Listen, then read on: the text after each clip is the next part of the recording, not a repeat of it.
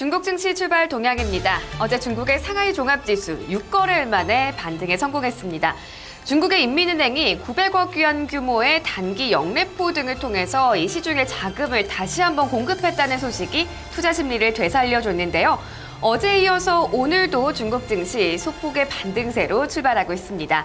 그럼 홍콩 증시부터 자세한 출발 동향 확인하겠습니다. 먼저 홍콩 항생지수 확인하겠습니다. 항생지수는 지금 0.6% 정도 오르면서 소폭의 상승세 기록하고 있는데요.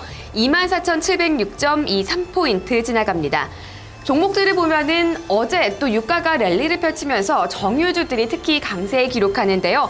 현재 시누쿠가 5% 넘게 오르고 있고요. 이 쿤룬 에너지와 페트로차이나도 2% 이상의 강세를 기록하고 있습니다. 그리고 이 밖에도 레노버 그룹이 호실적 바탕으로 오늘까지도 강세 이어갑니다. 현재 2.4% 정도 상승세로 출발하고 있고요. 항생은행이 4% 정도, AIA가 2% 넘게 오르는 등 금융주도 대체로 강세를 기록하고 있습니다. 이어서 홍콩 H지수 넘어가겠습니다.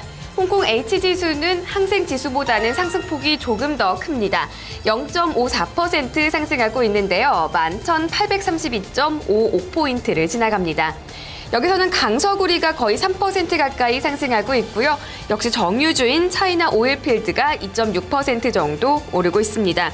그리고 어제 행장의 낙마 소식에 급락했던 민생은행도 오늘 다시 반등을 시도하고 있는데요.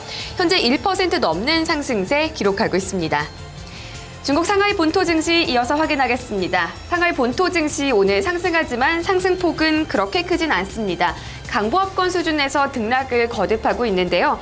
현재는 0.1% 정도로 상승폭을 줄여가고 있고요. 3,208.27포인트 지나갑니다.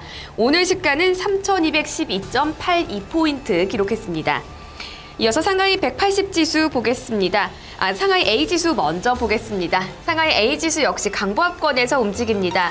현재 상승폭을 거의 다 반납한 상황인데요. 0.05% 오르면서 3,358.19포인트 지나갑니다. 대형주 중심의 상하이 180지수는 오히려 하락세로 전환했습니다. 0.05% 밀려나고 있고요. 7,664.19포인트 지나갑니다. 오늘 시가 7,686포인트였는데요. 시가보다 많이 낮아진 상태입니다. 중량주 중심의 상하이 380지수는 상승세 유지하고 있습니다. 0.15% 상승하고 있고요. 현재 5,087.43포인트 지나갑니다. 오늘 시가는 5,094.16포인트 기록했습니다. 이어서 오늘 아침 확인해볼 만한 주요 아시아 외신도 짚어보겠습니다. 최근 글로벌 환율 전쟁이 가속화되고 있는데요. 중국도 자본 유출입의 변동폭을 줄이기 위해서 위안화 평가 절하에 나선다는 계획입니다. 블룸버그 통신의 보도로 확인하겠습니다. 네, 보도에 따르면 중국 인민은행은 위안화 가치 하락을 위해서 두 가지 옵션을 고려하고 있습니다. 우선 첫 번째는 현재 플러스 마이너스 2%인 위안화의 환율 변동폭을 늘리는 거고요. 두 번째는 고시 환율을 낮춰서 위안화 가치를 달러화 대비 떨어뜨리는 방안입니다. 중국은 앞서서 지난해 상반기에도 위안화의 변동폭을 기존 1%에서 2%로 2배 늘린 바 있는데요. 이번에는 어떤 조치를 취할지 주목되고 있습니다. 중국은 자본 유출입, 그중에서도 현재는 자본 유출에 좀 더 신경을 쓰고 있는 상황인데요. 지난해 4분기 중국의 자본 수지 적자는 912억 달러로 늘어나며 지난 1998년 4분기 이후 최대치를 기록했습니다. 위안화 가치가 하락하면 중국에 유입된 자본이 다시 빠져나가는 데 드는 비용이 커지게 되는데요. 한 번으로 인한 자본 유출입의 변동성이 확대되는 걸 억제할 수 있게 됩니다.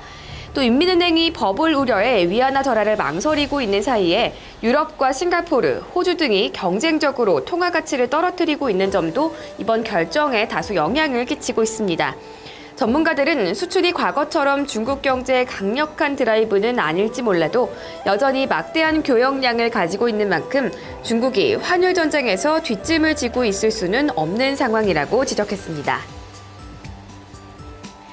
네, 다음 소식 보겠습니다. 중국의 반부패 정책의 칼날이 이제는 금융권을 향하고 있습니다. 최근 주요 은행의 임원 2명이 잇따라 체포되면서 긴장감이 높아지고 있는데요. 파이낸셜 타임즈의 보도로 확인하겠습니다. 네, 그동안 반부패 정책의 칼날을 피해왔던 금융권에도 이제는 그림자가 들이우고 있습니다. 베이징은행은 지난 월요일 밤 이사회 멤버인 루 하이쥔이 중대한 규율 위반 혐의로 조사를 받고 있다고 밝혔습니다.